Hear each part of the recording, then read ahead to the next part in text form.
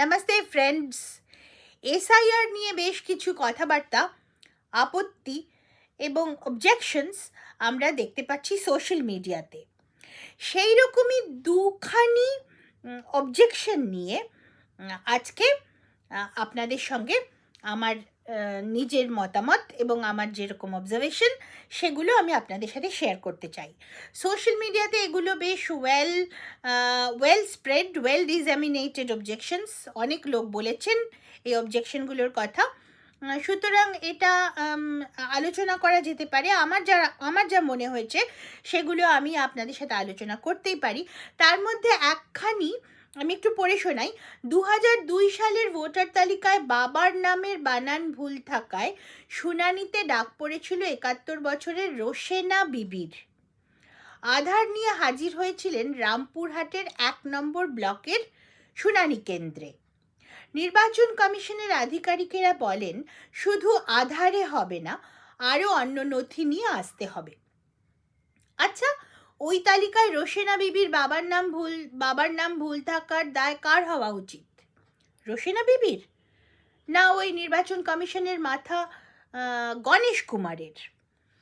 এই যে ছবিটা দেখা যাচ্ছে তাতে যে রোশেনা বিবি কাঁদছেন দেখা যাচ্ছে, তার জন্য কে দায়ী? যারা ওই 2002 সালে নাম তুলেছিল তারা, না আজকের প্রযুক্তি? দেশের সর্বোচ্চ আদালত কি ঘুমোচ্ছে, নাকি বকলমে ওই দুটো অমানুষকে ঘুরিয়ে সাহায্য করছে? তা সেটা বলে দিলেই হয়। শুধু বুথ লেভেল কর্মীদের ওপর দোষ চাপিয়ে এই অন্যায় কাজ করার বিরুদ্ধে কেন সমস্ত দল একজোট হয়ে আওয়াজ তুলছে না? এরকম একখানি ছবি আমরা দেখতে পাচ্ছি। রোশেনা বিবি ভোটার তালিকায় বাবার নামে বাবার নাম ভুল থাকায় ডাক পড়েছিল এসআইআর শুনানির। শনিবার বীরভূমের রামপুরহাট 1 নম্বর ব্লক অফিসে আধার কার্ড নিয়ে পৌঁছন 71 বছরের রোশেনা বেগম। প্রয়োজনীয় অন্য নথি না থাকায় কাজ হয়নি। নথি নিয়ে তাঁকে অন্য একদিন ডেকেছে প্রশাসন। শুনানি কেন্দ্রেই উদ্বেগে কান্না বৃদ্ধার। ভোটার তালিকায় বাবার নাম ভুল থাকায়, অর্থাৎ রিপোর্টটি বলছে এই রোশেনা বেগমের বাবার নামে ভুল ছিল। আর একে নিয়ে যে পোস্টটা আমরা দেখতে পাচ্ছি সোশ্যাল মিডিয়ায়, যে পোস্টে ডিসেমিনেটেড হয়েছে, তাতে বলা হচ্ছে যে 2002 সালের ভোটার তালিকায় বাবার নামের বানান ভুল ছিল। বাবার নামের বানান ভুল থাকা আর বাবার নাম ভুল থাকা দুটো ব্যাপার কিন্তু এক জিনিস নয়। এবার কথা হলো, যে প্রশ্নটা তোলা হয়েছে যে এই যে বাবার নামে বানান ভুল ছিলই হোক বা বাবার নাম ভুল ছিলই হোক, সেটার দায় কার? আমার কথা হলো, 2002 সালে যখন এসআইআর হয়েছিল তখন কিন্তু এই যে এনুমারেশন ফর্ম, তখন কিন্তু সেটা আমাদের স্পষ্ট মনে আছে, তখন কিন্তু সেগুলো আসলে সেই এনুমারেশন ফর্ম ফিল আপ করেছিল সিপিএমের লোকেরা পার্টি অফিসে বসে বসে। অর্থাৎ সেই সময় কিন্তু ইলেকশন যে কাজটা আসলে ভোটারের নিজের করবার কথা, সেই কাজটা ভোটারের হয়ে করে দিয়েছিল পার্টি অফিসে বসে বসে পার্টির লোকেরা। এটা কিন্তু একটা ভারতীয় গণতন্ত্রের একটা ডিফেক্ট।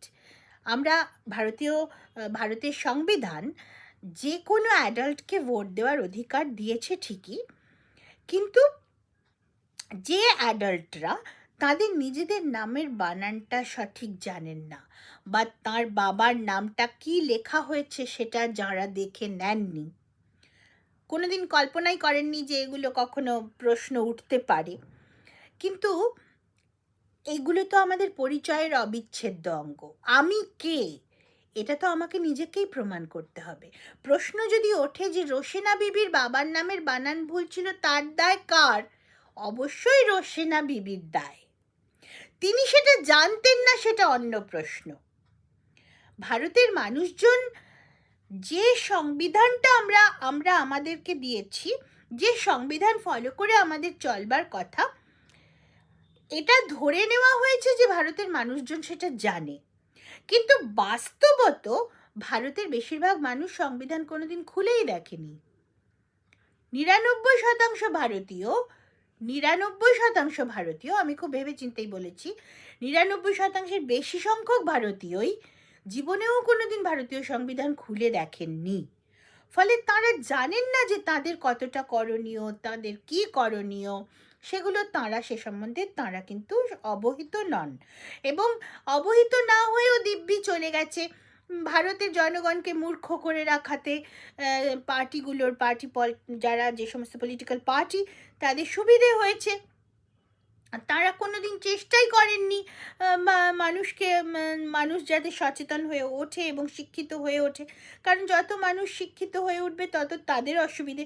ফলে এই ধরনের লোকেরা, এই সিপিএম পার্টির মতন পার্টিরা বা তৃণমূলের মতন পার্টিগুলো বা কংগ্রেসের মতন পার্টিরা, তারা কিন্তু মানুষকে মূর্খ রেখে রাজনীতি করতেই সুবিধে তাদের হয়েছে। ফলে তারা জীবনেও চেষ্টা করেননি যে রোশেনা বেগমরা তাদের বাবার নামটা দেখে নিন, অন্তত তাঁরা ফিল আপ করে দিলেও একবার রোশেনা বেগমকে দিয়ে দেখিয়ে চেক করে প্রুফ রিডিং করিয়ে একবার দেখে দিন, দেখে সইটা করে দিন। এইটা করবার কোনো দিন প্রয়োজন হয়নি। নিজেরা যা ইচ্ছে লিখে নিয়ে টিপছাপ দিয়ে নিয়েছে। কিন্তু আইন তো তার জন্য রোশেনা বেগমকে, এর জন্য এই যা ভুলভ্রান্তি যা হয়েছে তার দায় কিন্তু রোশেনা বেগমের। ভারতের সংবিধান তাই বলে। সুতরাং এই যে প্রশ্ন, আচ্ছা ওই তালিকায় রোশেনা বিবির বাবার নাম ভুল থাকার দায় কার হওয়া উচিত? রোশেনা বিবির, না ওই নির্বাচন কমিশনের মাথা গণেশ কুমারের? অবশ্যই রোশেনা বিবির। ভারতের সংবিধান, যিনি ভোট দিচ্ছেন, যিনি গণতন্ত্রে ভারত দেশ কোন নীতি গ্রহণ করবে সেই বিষয়ে মতামত দিচ্ছেন যিনি, তিনি তার বাবার নামটা ঠিক আছে কিনা দেখে নেবেন না? তাহলে তিনি ভোট দেন কি করে? ইউনিভার্সাল অ্যাডাল্ট সাফ্রেজ এর মানেটা কি? যদি তিনি প্রকৃতই একজন অ্যাডাল্ট হন, অর্থাৎ কিনা প্রকৃতই পরিণত মস্তিষ্ক একজন মানুষ হন, যিনি কিনা ভোটদানের মাধ্যমে দেশের নীতি নির্ধারণের পথ বাতলে দেবেন, তিনি নিজের বাবার নামটা ঠিক আছে কিনা সেটা দেখতে পারবেন না। তাহলে তো তাঁর ভোটদানের অধিকার থাকার উচিত নয় নাকি? আর যদি ভোটদানের অধিকার থাকে, ইউনিভার্সাল অ্যাডাল্ট সাফ্রেজ, অর্থাৎ তিনি অ্যাডাল্ট হয়েছেন কিনা সেটা তাকে প্রমাণ করতে হবে। এবং অ্যাডাল্ট হওয়া মানে শুধু একটা বয়স হওয়া কি? তেমনই কি হওয়া উচিত একটা স্বাধীন দেশের, যে দেশে অ্যাডাল্ট মাত্রেই ভোট দিতে পারে, সেই রকম একটা দেশের সমস্ত অ্যাডাল্ট মানুষের কি শুধুমাত্র একটা বয়ক্রম অ্যাটেইন করলেই তাকে অ্যাডাল্ট বলা উচিত? নাকি তার চিন্তাভাবনা এবং তার জ্ঞানগম্যেরও একটা মিনিমাম লেভেল থাকা উচিত, যেটা অ্যাপ্লাই করে তিনি দেশের নীতি নির্ধারণ কোন পথে হবে সেই বিষয়ে নিজের মতামতটা দিতে পারেন, অর্থাৎ ভোটদান করতে পারেন। মানে ভোটদান করার একটা যোগ্যতা থাকা উচিত, তো মিনিমাম যোগ্যতা। অন্তত বাবার নামটা ঠিক আছে কিনা, পিতৃ পরিচয়টা ঠিক আছে কিনা, সেটুকুনি জেনে নেওয়ার মতো, দেখে নেওয়ার মতো যোগ্যতা থাকা উচিত ছিল না? তাহলে রোশেনা বেগমের প্রতি আমাদের এই ধরনের একটা একটা সিম্প্যাথি ওয়েভ আমরা কেন তৈরি করতে চাইবো? যে তিনি তার বাবার নামের বানান ভুল হয়েছে না বাবার নাম ভুল হয়েছে সেটা তিনি দেখে নিতে পারলেন না, অথচ তিনি ভোট দিতে পারবেন। এটা কিরকম ভোট দেওয়া? এ ধরনের লোকেদের ভোটে কোন উপকার আমাদের হতে পারে? এই ধরনের লোকেরা ভোট দিচ্ছেন বলেই কি তৃণমূলের মতন একটা পার্টি বছরের পর বছর ভোটে জিতে আসছে নাকি? যদি সচেতন মানুষরা ভোট দিতে পারতেন, রোশেনা বেগমের যদি জানা থাকতো যে তার বাবার নাম চেঞ্জ হয়ে গেছে, তাহলে কি তৃণমূল ক্ষমতায় আসতে পারত? এটা কিন্তু ভাবতে হবে। সুতরাং যারা এই প্রশ্নটা তুলছেন তারাও জানেন না, এমনকি তিনি পোস্ট লিখে ফেলেছেন, আমি নাম নিচ্ছি না, পোস্ট লিখে ফেলেছেন তিনি ফেসবুকে, কিন্তু তিনি জানেন না যে এর দায় রোশেনা বেগমেরই ভারতের সংবিধান অনুযায়ী। দায় তো রোশেনা বেগমের, অন্য কারুর দায় নয়। রোশেনা বেগম যে রোশেনা বেগমই, এবং রোশেনা বেগম মানে আসলে কে সেটা তো তাকেই প্রমাণ করতে হবে। যেমন আমি আর একটা উদাহরণ আপনাদেরকে দিচ্ছি, আমার কাছে আমি কিছু কাজ করেছিলাম ভোটার লিস্টের। যেমন ধরুন 2002-এর তালিকায় রামপুরহাটেরই, যেহেতু রোশেনা বেগমও রামপুরহাটেরই ভোটার, তো আমি রামপুরহাটেরই আর একটা উদাহরণ দিচ্ছি। রামপুরহাটের 142 নম্বর পার্ট নাম্বার 142, তাতে এক ভদ্রলোকের নাম আছে 2002 সালের তালিকায়, এক ভদ্রলোকের নাম আছে তারজেদ শেখ। তার বয়স 61 বছর এবং তার ছেলের নাম আছে শেখ লাল। 25 বছর বয়স। এবার 2002-এর তালিকায় 142 নম্বর পার্ট নাম্বারে আরেকজনের নাম আছে, ওই যারও বা পিতার নাম তারজেদ শেখ, তার নাম নেকলাল শেখ। অর্থাৎ তারজেদ শেখের দুই ছেলে, নেকলাল শেখ 27 বছর বয়স এবং শেখ লাল 25 বছর বয়স। পার্ট নাম্বার 142, রামপুরহাট, 2002-এর তালিকায়। এবার আমরা যখন চলে আসছি 2022-এর, যদি আমরা ভোটার লিস্ট দেখি ওই রামপুরহাটের, সেখানে আমরা দেখতে পাচ্ছি যে তারজেদ শেখের ছেলের নাম মিহিলাল শেখ। মিহিলাল শেখ নামটা আমাদের অনেকেরই পরিচিত লাগতে পারে, কারণ আমরা জানি বকটুয়ে একটা মানে ভয়ঙ্কর ঘটনা ঘটেছিল। বকটুই গ্রামে একটা বাড়িতে বহু মহিলাদের বাড়িটাতে আগুন লাগিয়ে দিয়ে পুড়িয়ে মারা হয়েছিল।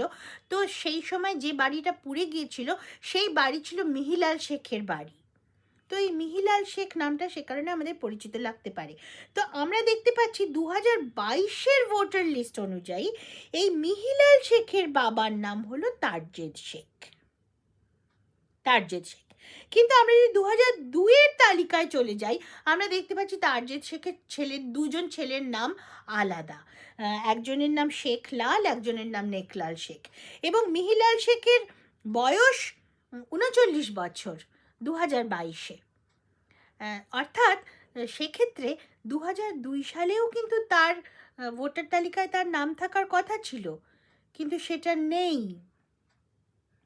বরঞ্চ 2002-এর ভোটার তালিকায় আরেকটি মিহিলাল শেখের নাম আছে, যার বাবার নাম শওকাত শেখ।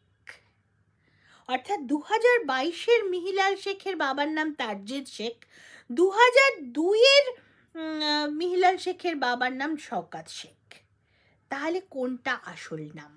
রোশেনা বেগমের কেসটাও কি অনেকটা সেরকম? তাহলে তো খুব স্বাভাবিকভাবেই, সেক্ষেত্রে তো খুব স্বাভাবিকভাবেই যে প্রশ্নটা আসবে, যদি আমরা দেখি যে মিহিলাল শেখের বাবার নাম 2002 সালের তালিকায় মিহিলাল শেখের বাবার নাম শওকাত শেখ, আমরা যদি দেখি আরেকজন মিহিলাল শেখ আজকে হঠাৎ আমার কাছে চলে এসে বলছে আমার বাবার নাম তারজেদ শেখ, আমি মিহিলাল শেখ, তখন তো প্রমাণ করতে হবে যে দুজন মিহিলাল শেখ কি একই ব্যক্তি, নাকি দুজন দুটো আলাদা, কোথা থেকে এসে গেল? তখন তো প্রমাণ করতে হবে। তখন তো নির্বাচন কমিশনের তো এটা কাজের মধ্যে পড়ে, স্পেশাল ইন্টেন্সিভ রিভিশনের কাজের মধ্যে পড়ে, যে কি করে প্রমাণ করতে হবে যে হু আর ইউ, আপনি কে? আপনি কি সেই রোশেনা বেগম যার বাবার নাম এইটা? আপনি কি সেই মিহিলাল শেখ যার বাবার নাম 2002-এ শওকাত শেখ ছিল? তাহলে আজকে আপনার বাবার নাম তারজেদ শেখ হয়ে গেল কি করে? আর যদি তারজেদ শেখের যে দুই ছেলের নাম আমরা দেখতে পাচ্ছি 2002 সালে, মিহিলাল শেখের নাম সেখানে নেই কেন? এসব প্রশ্ন তো উঠেই যাবে। সুতরাং এসআইআর প্রক্রিয়াটাই তো সেই প্রক্রিয়া, তাই নিয়ে তো আমার মনে হয় না এত দুঃখ প্রকাশ করার কোনো জায়গা আছে। আরেকটি পোস্ট আমরা দেখতে পাচ্ছি, যেখানে কিন্তু এক ভদ্রলোক পোস্ট লিখছেন যে কোনো একজন লোক তার জমির দলিল নিয়ে চলে এসে তার আইডেন্টিটি প্রমাণ করতে চাইছেন।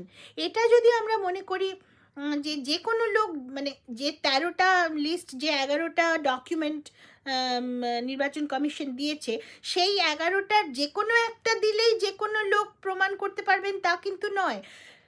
কোন লোকের ক্ষেত্রে কোন ডকুমেন্টটা প্রয়োজন সেটা কিন্তু নির্বাচন কমিশনই বলবে। মানে এখানে আরেকজন আমরা দেখতে পাচ্ছি অ্যাডভোকেট শেখ শাহনওয়াজ আলীর একটা পোস্ট, তিনি বলছেন যে দলিল আছে তবু হিয়ারিংয়ে বাতিল। একজন মানুষের হাতে যদি 1975, 1980 বা 1985 সালে রেজিস্টার্ড জমির দলিল থাকে, তাহলে সেই মানুষ হঠাৎ করে অপরিচিত হয়ে যেতে পারে না, হয়ে যেতে পারে। প্রমাণ করতে হবে যে জমির দলিলটা যার, আর যে ব্যক্তি সেই দলিলটাকে পরিচয়পত্র হিসেবে দেখাচ্ছেন তারা প্রকৃতই সম্পর্কিত কিনা। মানে মনে করুন আমি যদি আমার একটা জমি আছে, আমার ঠাকুরদা একটা জমি কিনেছিলেন, এবার সেই জমির দলিল কোনো মতে আমার কাছ থেকে হাতছাড়া হয়ে অন্য কারুর কাছে চলে গেল, এবং সে গিয়ে দাবি করলো যে সেই হলাম আমি, অথচ আমি অন্যরকম, আমি জানি যে আমি নয়, আদতে ওই জমিটা আমার ঠাকুরদার ছিল। এবার আমার পরিচয়টা যদি অন্য কেউ অ্যাডপ্ট করে নেয়, করে নিয়ে বলে যে ওটা আমার ঠাকুরদার জমি, তাহলে সে কি করে প্রমাণ করবে যে ওই জমিটা যার জমি সে সত্যিই তার ঠাকুরদা কিনা? অর্থাৎ এক্ষেত্রে তো জমির দলিলটাই যে তার পরিচয়ের প্রমাণপত্র, সেটা তো নাও হতে পারে। আর আমরা জানি পশ্চিমবঙ্গে এরকম জালিয়াতি প্রচুর হয়েছে। কোনো একটা জমির দলিল, সেই দলিলটার ওপরে হয়তো লেখা আছে, বহু পুরনো দলিল, লেখা আছে নাম জামিল উদ্দিন। এবার পরবর্তীকালে একটা জামাল উদ্দিন নামের লোক যদি বলে যে এই তো আমারই জমির দলিল এটা, এই দেখুন, সেটা তো গ্রহণযোগ্য হবে না। জামাল উদ্দিন আর জামিল উদ্দিন তো এক লোক নয়। তাহলে ইলেকশন কমিশন কি করে ধরে নেবে যে ওই জামিল উদ্দিনই আসলে জামাল উদ্দিন? ধরে নেওয়ার জায়গাটা কোথায়? জায়গা তো নেই।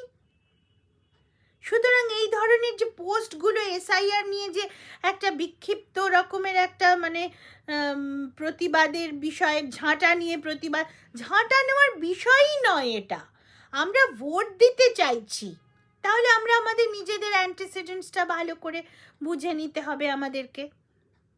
সুতরাং এটার কোনো ঝাঁটারও ব্যাপার নেই, এর মধ্যে প্রতিবাদেরও ব্যাপার নেই, আর যে কোনো ডকুমেন্টই যে কোনো লোকের পরিচয় প্রমাণপত্র হবে তাও নয়। যার পরিচয়, যার কথা হচ্ছে, যে ব্যক্তির হিয়ারিং হচ্ছে, তার জন্য কোন পরিচয়পত্রটা প্রয়োজন সেটা ইলেকশন কমিশনই কিন্তু সিদ্ধান্ত নেবে। যে কোনো একটা দেখিয়ে দিলে কিন্তু পরিচয় প্রমাণিত হবে না। আপনাকে ওই ব্লাড লিঙ্কটা, প্রোজেনি ম্যাপিংটা করতে পারতে হবে। আপনি যার দলিল দেখাচ্ছেন আপনি যে তারই বংশধর, সেটা প্রমাণ করতে পারতে হবে। সুতরাং এগুলো নিয়ে লোকের প্রশ্ন করার আমার মনে হয় না কোনো কারণ আছে। এইটাই বলার জন্য এই ভিডিও। নমস্কার, ধন্যবাদ।